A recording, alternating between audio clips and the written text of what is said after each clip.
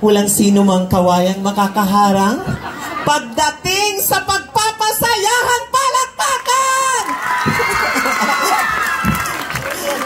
Indeed, traveling almost 4.5 hours where I presently reside at Cabanatuan City, province of Nueva Ecija. But then again, I'd like to say, maupay nga gabi, hayo nga tanan, or should I say, a pleasant evening, ladies and gentlemen. My name is Matrica May Matmat Centino, an AB Mass Communication graduate from the Leyte Normal University, where being a transgender woman in this society is not to diminish our humanity. Our only purpose in living is to love and to be loved, to contribute and be prosperous. Originally and proudly representing the Waray-Waray community of Leyte and Samar, Philippines.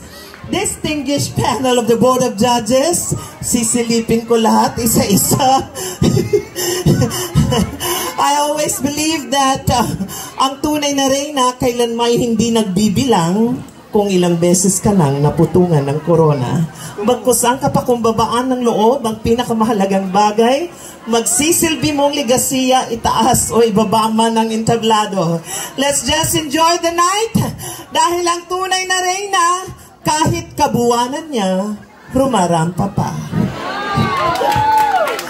Kidding aside, mataba, payat, bata, matanda, walang silbi ang iyong pagiging maganda at gwapo kung hindi ka man lang nakapagpangiti ng madla. Tonight, I'll be standing by the name of your controversial actress, vlogger, and kabuwanan nga niya. Nagtatanong, meron ba kayong lemon? Gusto ko na. I am Mami Tony Oni Fowler, laging nagbibigay ng mga katagang. Minsan hindi nyo makikita ang kagandahang asal kapag nasa madla. Dahil kapag wala nang nakakakita, doon lang natin malalaman ano nga ba ang intensyon ng isang tao. Let's just enjoy the night. Happy Fiesta. God bless everyone. And I more than saying thank you, and I love you all.